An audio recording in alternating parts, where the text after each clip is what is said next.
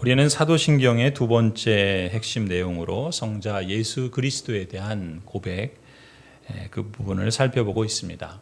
화면을 보시는 것처럼 사도신경에서 우리 주 예수 그리스도를 믿사오니로 시작되는 이 그리스도에 대한 고백은 저리로서 산자와 죽은 자를 심판하러 오시리라 라는 그러한 고백으로 마치게 되죠. 예수 그리스도께서 행하신 이러한 사역들을 그림에서 보는 것처럼 그리스도의 낮아지심과 그리스도의 높아지심이다. 비하와 승귀라고 하는 그런 표현으로 부른다라는 것을 지난주에 보았습니다. 오늘은 이 그리스도의 낮아지심, 특히 네 가지라고 그랬죠. 그리스도의 사중 비하 가운데 그리스도의 고난과 십자가에 대한 말씀들을 우리가 함께 살펴보려고 합니다. 사도신경의 고백에서는 본디오 빌라도에게 고난을 받으사 십자가에 못 박혀 죽으시고라고 하는 이 부분이라고 할 수 있겠죠. 먼저 제네바 교리문답, 오늘 우리가 교독한 제8주일에 해당하는 내용들을 보시면 56문에 이렇게 질문합니다. 왜 그가 죽으셨다 한마디 말로 간단하게 고백하지 않고 본디오 빌라도에게 고난을 받으사라고 하는 말을 덧붙이느냐라는 질문이죠. 이렇게 대답합니다. 이것은 그 역사의 확실성을 우리에게 일깨워주며 또한 그리스도의 죽음이 정죄와 연결되어 있다는 사실을 명백히 나타내기 위함이다. 두 가지 이유가 있다라고 설명하고 있죠. 첫 번째는 예수 그리스도의 그 생애, 그리고 특별히 고난받으시고 또한 십자가에서 죽게 되시는 이 십자가 사건이 실제 역사다라는 것을 명백히 하기 위함이다라는 것이죠. 본디오 빌라도라고 하는 사람은 로마 제국이 임명했던 유대 지역의 총독이었습니다. 그 본디오 빌라도가 실제 인물이었던 것처럼 그에게서 그 재판정에서 사형 언도, 십자가 처형을 받게 된 예수 그리스도 역시 실제 인물이라는 것이죠. 그렇다면 이 예수 그리스도의 실존, 그리고 그리스도께서 십자가에서 고난을 받으시고 죽임을 당하셨다라고 하는 이 역사적 사실, 그것을 역사의 확실성이라고 부르는데 그것이 왜 중요하냐는 것이죠. 신학자들 중에는 십자가의 역사성은 그것보다 더 중요한 것은 십자가 신앙이다. 십자가를 믿는 믿음이 중요한 것이지 십자가 사건이 실제 있었는지 없었는지는 우리가 어떻게 아느냐. 중요한 것은 그 신앙, 그 믿음이 중요한 것이다 라고 주장하는 사람들이 있습니다. 그들의 주장을 풀어서 말하면 이런 겁니다. 예수님이 십자가에 돌아가셨다는 걸 우리가 어떻게 아냐? 아무도 모르지 않느냐? 그런데 예수님의 제자들은 예수님이 십자가에 달려 돌아가셨다라고 그렇게 믿었고, 그리고 그 제자들은 평생 동안 예수님의 그 고귀한 사랑을 예수님을 본받아서 실천하려고 애쓰지 않았느냐. 따라서 우리에게도 예수님이 십자가에 달려 돌아가셨다는 사실보다는 그분이 십자가에 달려 돌아가셨다라고 하는 그 정신, 그 사건을 통해서 그 믿음의 고백을 통해서 드러내고자 하는 그런 믿음이 더 중요하다라는 것이죠. 그러니 우리도 그 십자가 신앙을 가지고 예수님처럼 이웃과 다른 사람들을 사랑하면서 다른 사람들을 위한 그러한 선을 실천하면서 살도록 하자. 이렇게 주장하는 거예요. 어떻습니까? 그럴듯하죠? 뭐가 틀렸나? 이렇게 생각하시는 분이 혹시 계시는지 모르겠습니다. 여러분, 좋은 말이죠. 예수님처럼 사랑을 실천하면서 다른 사람들을 돕는 그런 삶을 우리도 살아가자. 어떻게 보면 되게 그럴듯하게 들립니다. 근데 중요한 것은 과연 성경이 그렇게 가르치느냐라는 것이죠. 여러분, 만일 이 학자들이 주장하는 것처럼 십자가의 역사적 사실, 그거보다 신앙이 중요하다라고 믿는다면 예수님의 그 십자가 사건은 그저 윤리적인, 도덕적인 선을 실천하는 그러한 교훈 정도로서 의미가 있는 것이겠죠. 어찌 보면 예수 그리스도의 십자가는 그런 맥락에서는 우리가 살아가면서 사랑을 실천하는 다른 사람을 도와주는 아주 선한, 아주 도덕적인, 윤리적인 그러한 삶을 사는 것에 모범으로서 우리에게 제시된다라고 말할 수 있습니다. 그러나 사실상 그러한 주장은 예수님의 십자가의 의미를 깎아내리는 것입니다. 왜 그럴까요? 아니, 다른 사람을 도와주고 사랑을 실천하면서 사는 것이 좋은 거 아닙니까? 근데 왜 그것이 십자가의 그 의미를 깎아내리는 것이 되는가? 여러분, 예수님의 십자가의 사건은 다른 사람을 도와주고 사랑을 실천하자라고 하는 의미도 있겠지만 그것이 궁극적인, 그것이 본질적인 목적은 아닙니다. 그리스도의 십자가 사건의 가장 중요한 핵심은 우리의 죄를 위해서 죽으셨다라는 사실이에요. 만약에 그리스도의 십자가 사건이 실제 역사가 아니라고 한다면 그 예수님을 뭐 그렇게 죽으셨는데 왜 그렇게 죽으셨냐? 뭐 그것이 실제가 아니더라도 다른 사람들을 사랑하고 다른 사람에게 선을 행하기 위해서 죽은 거 아니냐? 그러니 그 사건은 중요하지 않고 우리도 그 정신을 따라서 다른 사람을 도와주고 다른 사람에게 유익이 되는 그런 삶을 살자라고 한다면 우리 죄를 대속하기 위한 그 그리스도의 그 죽음, 그래서 우리에게 임한 하나님의 그 저주는 누가 해결해 주겠습니까? 모범적인 사랑을 보여준다고 그 저주가 해결이 될까요? 우리가 그런 사랑을 실천한다고 우리에게 임한 하나님의 그 진노와 그 저주와 그 죽음의 그 무서움은 우리에게 해결이 될까요? 그런 믿음은 아무런 소용이 없습니다. 십자가의 대속적인 죽음은 십자가 사건이 실제 일어난 사건이라는 바탕 위에서만 존재하기 때문에 그렇습니다. 예수 그리스도의 십자가 사건은 우리 죄를 대속하기 위한 실제적 죽음입니다. 우리 죄를 대속하기 위한 십자가 사건이 역사적 사실이 아니라면 죄 아래 우리는 여전히 저주 아래 놓인 그런 인생일 뿐이죠. 그러한 인생이 다른 사람을 선을 행한다고 그것이 우리의 죄 문제를 해결할 수 있겠습니까? 그것이 궁극적으로 그리스도께서 십자가에서 죽으신 그 사건의 의미를 대신할 수 있겠습니까?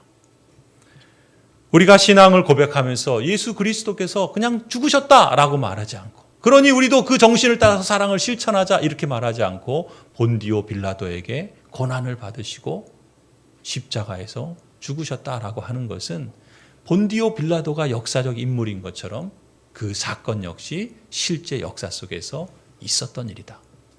그것을 우리에게 명백하게 확인시켜 주기 위함이라는 것이죠. 그리고 두 번째로 이어지는 거예요. 왜 그리스도의 십자가 사건이 실제 역사에 있어서 중요한 사건이어야 하는가? 그리스도의 죽음은 정죄와 연결되어 있기 때문에 그렇다는 겁니다. 정죄라는 건 뭐예요? 죽음이라는 말입니다. 그리스도의 죽음은 죄에 대한 형벌로서의 그 죽음을 의미하기 때문에 그렇습니다. 그런데 이 정죄, 그리스도께서 죽임을 당한 그 정죄는 누구의 정죄냐, 누구에 대한 정죄인지가 관건이죠. 또한 그리스도의 죽음은 무엇을 목적으로 한 죽음인지 그것을 명백히 나타내고자 함인데 그것을 좀 더 명확하게 설명하기 위해서 57문으로 이어지는 거예요. 57문에 뭐라고 질문합니까? 이 점을 좀 더 명확하게 설명할 수 있습니까? 이 점이라는 건 뭐예요? 56문에 두 번째 말한 것처럼 그리스도께서 십자가에서 죽으셨다라고 하는 그 사건이 실제 역사라고 하는 그것이 왜 중요하냐? 그것이 정죄와 관련되어 있기 때문에 중요하다. 그렇다면 그 정죄와 관련되어 있다는 의미가 무엇인지 좀 더 설명할 수 있겠느냐? 이렇게 묻는 거예요. 자, 그럼 우리 같이 한번 답을 읽어보겠습니다. 시작. 그리스도께서 죽으신 것은 우리가 마땅히 받아야 할 징벌을 친히 담당하신 것입니다. 또한 이를 통해 우리를 그 징벌로부터 자유케 하기 위함입니다. 우리 모두는 하나님의 심판 앞에서 죄를 범한 추악한 죄인입니다. 그럼에도 불구하고 그리스도께서는 기꺼이 우리 대신 지상의 재판관 앞에 나아가 그의 입에서 쏟아지는 정죄를 기꺼이 받으셨습니다. 이는 하늘에 계신 재판관의 보좌 앞에서 우리가 무죄 선고를 받게 하기 위함이셨습니다. 아멘. 그리스도께서 죽으신 것이 정죄와 관련된 사건이라고 하는 사실은 첫 번째는 뭐예요? 예수 그리스도 당신 자신의 죄 때문이 아니라 우리가 하나님의 심판을 받아 마땅한 죄를 범한 추악한 죄인이기 때문에 그 죄인이 마땅히 받아야 될 징벌이 있고 이미 그 진노와 징벌 안에 우리가 살아가고 있는데 그리스도께서는 이 정죄를 당함으로써 자신의 죄로 인한 정죄가 아니라 우리를 대신하여 정죄를 받으셨다라는 것이죠. 그것을 명확히 하기 위해서 우리는 예수 그리스도께서 본디오 빌라도에게 고난을 받으셨다. 이것을 고백한다라는 것입니다. 그리고 두 번째로 이어지죠. 그리스도께서 이렇게 정죄를 받아 죽으신 사건은 죄인된 우리가 마땅히 받아야 될 징벌이라는 것이죠. 그런 죄의 징벌로부터 우리를 자유케 하시기 위해서, 우리를 그 죄의 그 두려움과 공포로부터 우리를 해방시켜 주시기 위해서 그리스도께서 그 정죄를 우리 대신 받으셨다는 거예요. 그것을 명확하게 하기 위해서 우리는 신앙을 고백할 때 그리스도께서 본디오 빌라도에게 고난을 받으셨다라고 고백한다라는 것이죠. 여러분, 이 두 사실을 기초로 해서 이 제네바 교리문답을 작성하고 또 제네바 교회의 아이들에게, 자녀들에게 교육했던 이 종교개혁자 깔뱅은 그리스도께서 고난을 받으시고 십자가에 달리시기까지 낮아지시고 비하하신 일, 특히 당시에 로마의 총독이 빌라도였는데 그 빌라도의 법정에서 그 이 땅의 재판관인 빌라도에게 정죄를 받으신 사건의 핵심이 무엇인가라는 것을 이 57문 후반부에 다시 한번 그 의미를 강조하고 있습니다. 57문 후반부에 보면 이렇게 표현하죠. 그리스도께서는 기꺼이 우리 대신 지상의 재판관 앞에 나아가, 지상의 재판관은 누구예요? 본디오 빌라도죠. 그 앞에 나아가서 그 빌라도가 쏟아내는 그 정죄를 기꺼이 다 받으셨다는 거예요. 그리스도께서 그럴 만한 죄를 범해서, 그리스도께서 그럴 만한 잘못을 범해서 그 정죄를 자신이 받은 것이 아니라 뭐라 그럽니까? 우리 대신해서 우리가 받아야 될 정죄를 인간인 재판관 앞에서 다 받으셨다는 거예요. 왜 그렇게 받으셨는가? 그 다음 뭐라고 이어집니까? 이는 하늘에 계신 재판관의 보좌 앞에서. 하늘에 계신 재판관은 누구예요? 하나님이시죠. 모든 인생이 다 하나님 앞에 서게 되고 그 재판정에서 선고를 받을 거예요. 무죄인지 유죄인지. 그렇다면 모든 죄인은 다 사형에 합당하다고 선고를 받겠죠. 그런데 그리스도께서 이 땅에서 인간의 재판정에서 빌라도에게 당신의 죄가 아닌 우리의 죄 때문에 정죄를 받으신 것처럼 그렇게 받으심으로써 이제 그리스도께서는 하늘에 계신 진정한 재판관, 진짜 참되신 그 왕 되신 하나님의 재판 앞에서 우리가 무죄 선고다라는 것을 받게 하기 위해서 이 땅에서 먼저 본디오 빌라도에게 정죄를 받으셨다라는 것입니다. 여러분, 그리스도께서 유대 총독 빌라도에게 받으신 정죄는 하늘 심판대에서 여러분이 받아야 하는 죄의 저주, 제가 받아야 되는 그 죄의 징벌, 그것을 그리스도께서 어떻게 대신 받으셨는가, 그것을 우리에게 보여주는 거예요. 그래서 우리는 그 사실을 받아들이고 믿음으로 고백하는 것이죠. 본디오 빌라도에게 고난을 받으셨다. 그것이 이러한 의미들을 우리에게 명백히 보여준다라는 것이죠. 이걸 좀 더 풀어 말할 수 있어야 하겠습니다. 그리스도께서 받은 정죄가 나와 무슨 상관이 있는가? 여러분과 어떤 연관이 있는가? 우리가 이것을 간파할 수 있어야 하겠습니다. 이미 앞서 54문에서 우리가 이런 고백을 했죠. 예수 그리스도께서는 우리를 다스리시는 분이다. 하늘뿐만 아니라 이 땅에서도 하나님의 왕권과 주권을 행사하시는 진정한 주님이요 주인이시다. 그런 그리스도께서 천사들뿐만 아니라 성도들의 머리가 되시는데 그런 분이 성부 하나님으로부터 이렇게 임명을 받으신 참되신 주님이시다.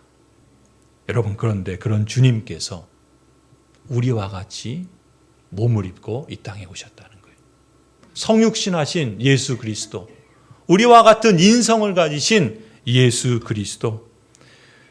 그리스도로서 우리 대신 기꺼이 이 땅의 재판관인 본디오 빌라도 앞에 나아가서 빌라도의 입에서 쏟아지는 정죄를 기꺼이 받으신 것이죠. 이름으로써 우리가 받아야 될 정죄를 예수님께서 실제적으로 그 정죄를 인성을 입으신 우리와 같은 한결같은 그러한 분으로서 대신 받으셨다라는 그 사실을 선명하게 보여준다는 것입니다. 그런데 거기서 그치지 않겠죠? 우리 주 예수 그리스도께서는 인성을 가지신 우리와 같은 사람이실 뿐만 아니라 우리 오늘 장로님 기도하신 것처럼 신성을 가지신 하나님이시다는 것이죠. 신성을 가지신 그리스도로서 그리스도께서는 여러분을 위해서 하늘 재판장이신 하나님 앞에 나아가셔서 그 보좌 앞에서 영원전에 선택을 받은 여러분을 위해서 영원한 무죄 선고를 받게 하시기 위함이다.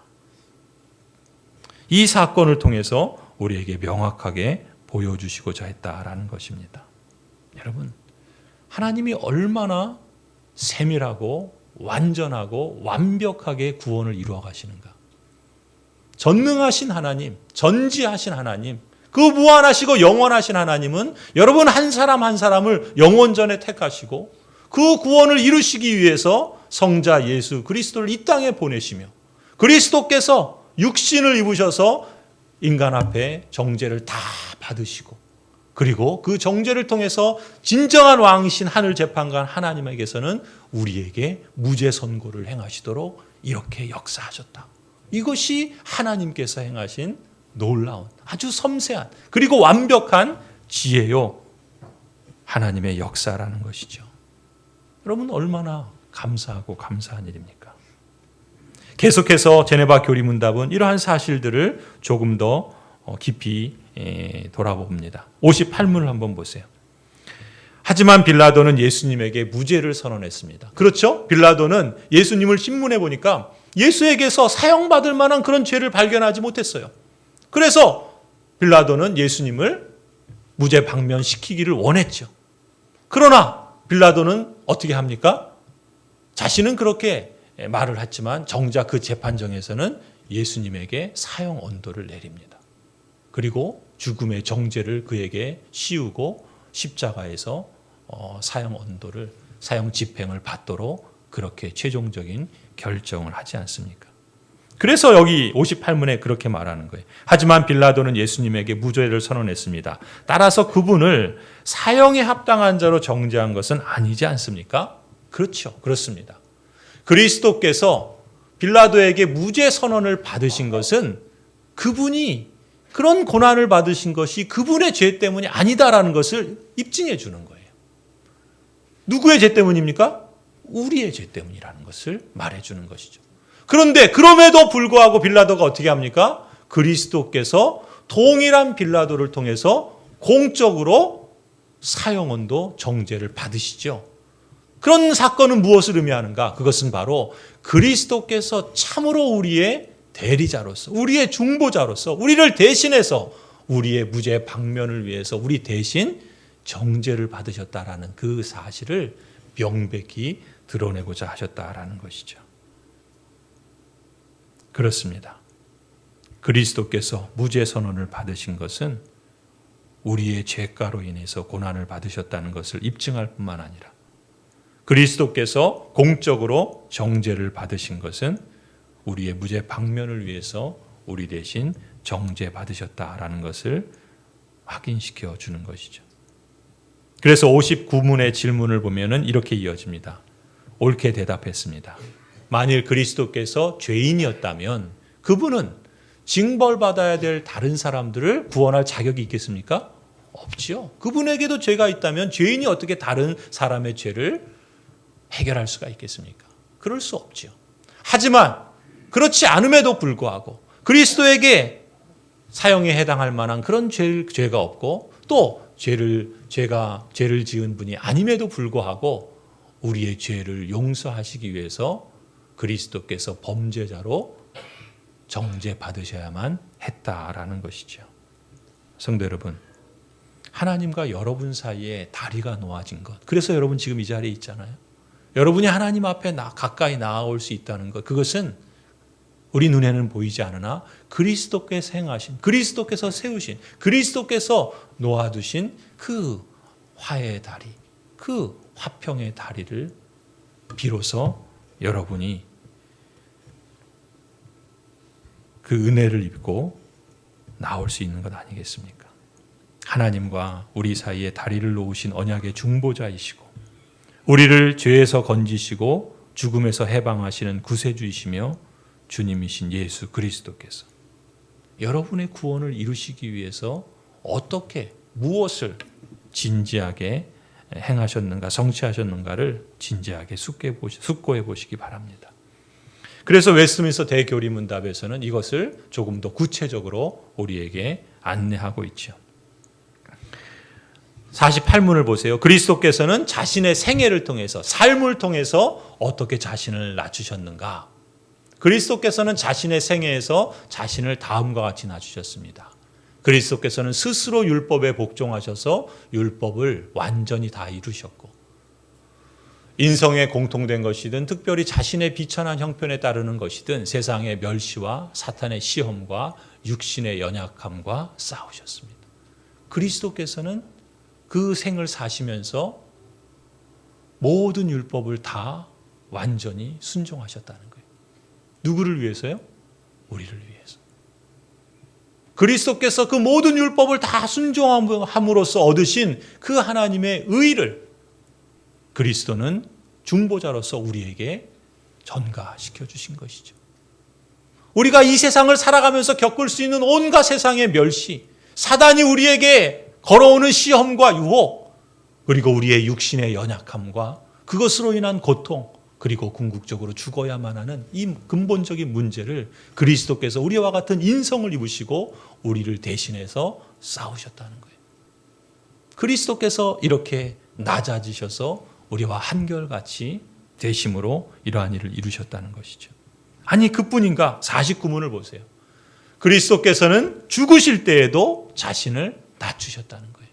어떻게 자신을 낮추셨는가? 우리 같이 한번 읽어볼까요? 같이 읽겠습니다. 시작. 그리스도께서는 죽으실 때 자신을 다음과 같이 낮추셨습니다. 유다에게 배반당하시고 제자들에게 버림받으셨으며 세상으로부터 조롱과 배척을 받으셨고 빌라도에게 정죄받으시고 박해하는 사람들에게 고통받으셨습니다. 또 죽음의 공포와 어둠의 권세와 싸우시고 하나님의 진노의 무게를 느끼시고 감당하셨으며 자기 생명을 속죄 제물로 드리셨고 십자가에서 고통과 수치와 저주받은 죽음을 견디셨습니다.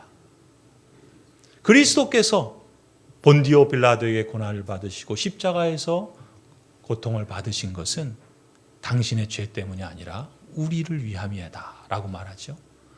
우리와 한결같은 인성을 취하셔서 육신을 입고 이 땅에 오신 성자 하나님께서는 가장 가까운 제자에게 배반을 당합니다. 우리도 그럴 때 있죠.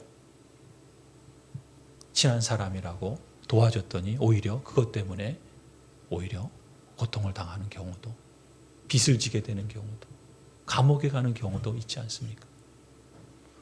제자들에게 버림을 받으셨습니다. 3년 동안 동고동락했던 그야말로 가장 가까운 사람들에게 결정적인 순간에는 버림을 받는 것이죠. 세상으로부터 조롱을 받습니다. 세상 사람들의 병을 고쳐주고 먹을 것을 주고 그래서 사람들에게 환호를 받으셨지만 그러나 그 많은 사람들이 결국에는 예수를 십자가에 못 박으라고 외쳐대며 조롱하고 배척하고 십자가에 매달린 예수를 보며 침을 뱉고 너 자신이나 한번 구원해 보라고 놀려댑니다. 인간 재판정에서 당시 총독인 빌라도에게 정죄를 받습니다. 아무런 죄가 없으신 그분이 우리의 죄 때문에 정죄를 받으신 것이죠. 박해하는 사람들에게 고통을 받습니다. 급기야는 죽음의 공포를 겪으시고 어둠의 권세와 싸우시죠. 그리고 그 하나님의 진노의 무게, 인생이라면 예외 없이 피할 수 없는 그 죽음을 친히 느끼시고 숨을 거두시며 그 고통을, 그 진노의 저주를 친히 감당하십니다. 자신의 생명을 우리를 위한 속죄의 제물로 드리신 것이죠. 십자가에서 고통만이 아니라 사람들로부터 당하는 수치를, 그리고 결국 하나님으로부터 저주받은 죽음을 실제로 경험하십니다. 이것은 다 그리스도께서, 신성을 가지신 하나님께서 우리와 같은 인성을 취하셔서 우리와 한결같은 사람으로서 친히 겪으신 그러한 낮아지심의 모습인 것이죠. 제네바 교리문답 60문은 계속해서 이렇게 묻습니다. 이처럼 그리스도께서 십자가에 못 박히신 것은 다른 방식으로 죽임당하신 것보다 더 큰 의미가 있습니까? 그렇죠. 왜 그리스도께서 굳이 십자가에 못 박혀서 죽임을 당하셔야만 했는가? 성경에 의하면 나무에 달린 자는 다 하나님의 저주를 받은 자다라고 말합니다. 그리스도께서는 그 나무에 달려 죽음으로써 하나님의 저주를 받은 사람인 것을 보여주신 것입니다. 그 십자가에 달려야 할 사람은 정작 죄를 범하지 않은 그리스도가 아니라 추악한 죄인인 저나 여러분이죠. 우리가 그 하나님의 진노의 저주 아래 있고 결국 죽임을 당하여 그 고통과 그 수치와 그 저주를 감당해야 할 것인데, 그리스도께서는 하나님이시지만 우리와 같은 몸을 입으시고 우리와 한결같이 되셔서 우리를 대신하여 이 고난을 받으셔야 했던 것입니다.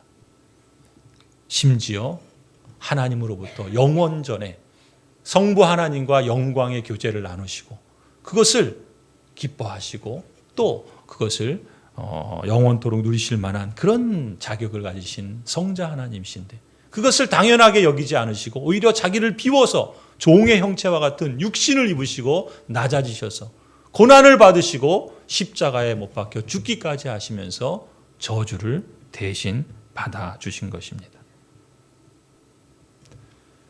그리스도께서 이처럼 나무에 달려 저주를 받으신 것은 당신의 죄 때문이 아니라 우리가 받아야 될 저주를 당신께서 친히 짊어지신 것이고, 그래서 우리를 그 저주로부터 해방시키기 위함이었다라는 것이죠.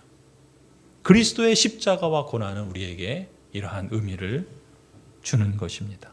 우리가 이 고백을 할 때마다 그리스도께서 행하신 그 놀라운 은총을 기억하고 감사하고 또 하나님께 그 고백을 표현하는 것이죠. 61문의 답처럼 우리 주 예수 그리스도께서는 하나님 앞에서 저주를 받으셨습니다. 이것은 하나님의 아들을 모욕하고 그 이름의 명예를 훼손하는 것이 아닌가. 하나님이신데 그런 하나님께서 하나님의 저주를 받으셨다고 한다면 그것은 오히려 하나님의 아들의 이름을 모욕하는 게 아닌가, 그 이름의 명예를 훼손하는 게 아닌가, 이렇게 묻지요. 뭐라고 대답합니까? 우리 같이 한번 답을 읽어볼까요? 그렇지 않습니다. 그리스도께서는 저주를 받으셨지만 당신의 능력으로 이 저주를 멸하셨기 때문입니다. 그리스도께서는 결코 당신의 복된 상태를 상실한 적이 없으셨는데 이는 우리를 당신의 복으로 채워주시기 위함입니다. 그리스도께서는 인성을 입으신 사람으로서 우리와 한결같이 우리가 감당해야 될 하나님의 저주를 친히 감당하셨습니다. 그러나 그리스도께서는 또한 신성을 가지신 성자 하나님으로서 그 신성을 한순간도 어떤 경우에도 그 당신의 복된 상태를 상실하거나 잃어버린 적이 없습니다. 그렇기 때문에 신성을 가지신 예수 그리스도는 그 죽음을 인성을 가지셔서 경험하셨을 뿐만 아니라 그 신성의 능력으로 그 죽음을 정복하시고 승리하시는 것이죠. 왜 그러한 일을 행하셨는가? 바로 우리를 하나님의 그 놀라운 복으로 채워주시기 위함이었다라는 것입니다. 여러분, 제네바 교리문답을 아이들에게 가르치고자 했던 종교개혁자 깔뱅은 하나님의 진노를 받아 마땅한 우리가 예수 그리스도의 신성의 능력으로 그 저주를 멸하신 우리 주 예수 그리스도를 통해서 체험받은 그 복을 어려서부터 선명하게 인식하고 내가 그러한 하나님의 은혜를 입은 사람이라는 것을 기억하며 하나님을 믿고 신뢰하며 감사의 삶을 살아가기를 기대했던 것입니다. 그래서 깔뱅은 기독교 강요 2권 16장에서 하나님의 진노 가운데서 오는 우리 자신에 대한 참된 지식을 강조합니다. 그리고 더 나아가서 예수 그리스도의 낮아지심으로 우리에게 확증된 하나님의 그 사랑의 행위에 대해서 감사할 것에 대해서 강조하고 있습니다. 성도 여러분, 하나님의 사랑을 충분히 알기 원하십니까? 그렇다면 여러분이 이전에 어떤 존재였는가를 되짚어 보시기 바랍니다. 하나님의 사랑을 다시금 우리 안에 충만하게 되기를 간구하십니까? 그렇다면 여러분이 그 전에 하나님 앞에서 얼마나 비참한 죄인이었는가라는 사실을 반드시 생각해 보시기 바랍니다. 로마서 5장에 말씀하는 것처럼 우리는 하나님의 원수였습니다. 하나님을 가까이 하는 정도가 아니라 하나님을 원수진 그러한 존재였다라는 것이죠. 갈라디아서 3장에 말하는 것처럼 우리는 하나님의 저주 아래 있었습니다. 예외가 없어요. 우리는 다 하나님의 저주를 받아 마땅한 자이고, 아니 이미 그 저주 아래 죽음을 향하여 살아가고 있는 참 헛된 존재였던 것이죠. 그리고 우리는 골로새서 1장에 말하는 것처럼 하나님에게서 멀리 떠나 있는 존재였습니다. 이런 저주의 상태에서 우리는 우리 스스로를 구원할 수도 없을 뿐만 아니라 다른 사람에게 선을 행하는 것은 잠시 잠깐 일시적으로 행할지는 모르지만 그렇다고 그 선이 그 사람을 구원할 수도 없을 뿐만 아니라 우리 자신도 구원하지 못해요. 물론 그것이 아무 의미가 없다는 것이 아니죠. 우리가 행하는 선은 무엇입니까? 그것을 통해서 우리를 구원하고 다른 사람을 구원한 것이 한 방법이 아니라 하나님께서 우리를 구원해 주신 그 은혜에 감사하여 그 감사의 표현으로 드리는 것이 선행이지, 그 선행을 행함으로써 우리가 죄 문제를 해결하거나 그것이 그리스도의 정신이거나 십자가 사건의 의미라고 말하는 것은 오히려 하나님의 그 놀라우신 구속의 은총을 깎아내리는 것밖에 되지 않을 것입니다. 이런 저주의 상태에 있던 우리에게 그리스도께서 개입하신 것입니다. 그래서 우리 주 예수 그리스도께서는 당신의 피로, 그 죽음의 피로, 대속의 피로 우리를 깨끗하게 하셨죠. 이 속죄로 인해서 그리스도께서는 하나님 아버지께 그 죄에 대한 올바른 배상을 하신 것이고 올바른 희생을 드리심으로써 중재자로서 우리에게 임한 하나님의 그 저주를, 그 진노를 풀어내신 것입니다. 그리고 그리스도께서 행하신 구속의 토대 위에서 이제 하나님과 여러분 사이에 평화가 성립된 것이죠. 여러분이 언제든지 얼마든지 하나님께 가까이 나아갈 수 있고 하나님의 저주 아래서 풀려났을 뿐만 아니라 하나님의 친구요, 하나님의 가족이요, 하나님의 자녀로서 하나님의 그 충만한 하나님의 영원한 생명의 복을 받아 누리게 되었다라는 것이죠. 그리고 그 하나님의 인애와 그 사랑하심은 예수 그리스도를 통해서 지금도 여러분을 향해서 계속해서 부어지고 있다라는 사실입니다. 이러한 사실로부터 진리를 깨닫는 사람이라고 한다면 여러분 자신이 얼마나 큰 진노와 저주와 재난으로부터 이미 구출되었는가, 그 사실을 묘사하는 이 모든 말씀, 그리고 이 모든 고백, 그리고 이 모든 교리에서 우리는 깊은 감동을 느끼지 않을 수 없고 그러한 하나님께 찬송과 감사를 드리지 않을 수 없다 믿습니다. 그래서 히브리서 2장에서는 이렇게 우리에게 말씀합니다. 그러므로 그는 모든 점에서 형제 자매들 곧 우리와 같아지셔야만 했습니다. 그렇게 되신 것은 그가 하나님 앞에서 자비롭고 성실한 대제사장이 되심으로써 우리의 죄를 대신 갚으시기 위한 것입니다.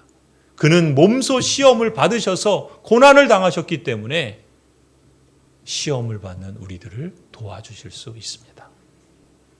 참으로 우리를 다스리시는 왕이시고 천지 만물의 주권을 행사하시는 하나님의 아들께서 성육신하심으로 우리와 모든 점에서 같아지시고 우리를 위해서 자비롭고 성실한 대제사장이 되어주셔서 우리의 죄를 대신 갚아주셨습니다. 참으로 우리 주 예수 그리스도께서는 몸소 시험을 받으셔서 고난을 당하심으로써 시험을 받는 우리를 넉넉히 충분히 도우실 수 있는 것이죠. 성도 여러분, 그러므로 히브리서 4장의 말씀처럼 우리의 대제사장은 우리의 연약함을 동정하지 못하는 분이 아닙니다. 우리의 무능함을 체휼하지 않으시는 분이 아닙니다. 예수 그리스도는 모든 점에서 우리와 한결같이 인성을 입으셨고 우리가 겪을 수 있는 모든 수치와 고통과 아픔과 죽음의 저주까지도 친히 먼저 담당하셨습니다. 그러나 그분은 죄가 없으시죠. 당신의 죄 때문이 아니라 우리를 위한 대속의 고난과 죽음을 받으신 것입니다. 그러므로 16절 말씀처럼 우리는, 여러분은 담대하게 은혜의 보좌로 나아갈 수 있습니다. 언제든 얼마든지 은혜의 보좌로 나아가시기 바랍니다. 그래서 우리가 자비를 받고 은혜를 입어서 우리에게 제때 주시는 하나님의 도움을 받도록 하십시다.